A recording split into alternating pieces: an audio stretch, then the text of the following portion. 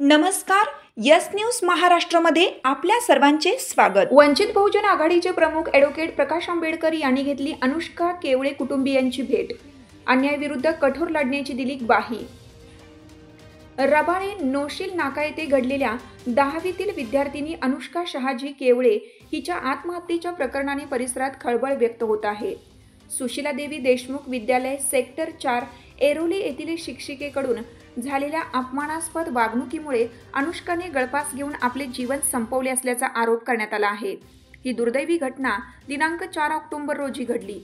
या घटनेनंतर वंचित बहुजन आघाडीचे पक्षप्रमुख ॲडव्होकेट प्रकाश आंबेडकर यांनी नौशील नाका रबाळे येथे जाऊन अनुष्काच्या कुटुंबियांची भेट घेतली। त्यांनी केवळे कुटुंबियांच्या दुःखात सहभागी होत आपली सहवेदना व्यक्त केली।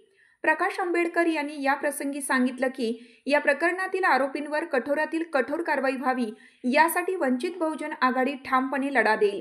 समाजात कोणत्याही विद्यार्थ्याला अशा प्रकारचा अन्याय सहन करावा लागू नये यासाठी त्यांनी ठोस पावले उचलण्याचं आश्वासन दिलं।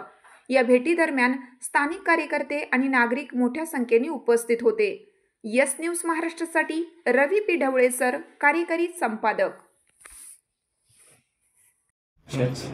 शाळेमध्ये त्यांना पाठवलं। नुसतं या शाळेतून त्या शाळेतून नाही, तर त्या प्रिन्सिपलशी पहिल्यांदा बोलावं लागलं की असं असं प्रकरण आहे, तुम्ही जर ॲडमिट करत असाल तर मग आम्ही पुढची कारवाई त्याच्यातली करतो। मग डायरेक्टर एज्युकेशन करून ती शिफ्टिंगचं हे करतो। सर मग बघू एखादी तिकडची बाजूची शाळा वगैरे चेक करू। त्यांच्या पालकाशी बोलावं लागेल, त्यांच्या नातेवाईकाशी।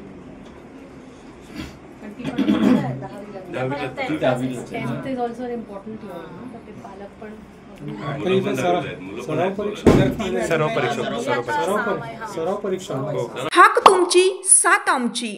यस न्यूज महाराष्ट्र चॅनलला लाईक करा व सबस्क्राईब करायला विसरू नका।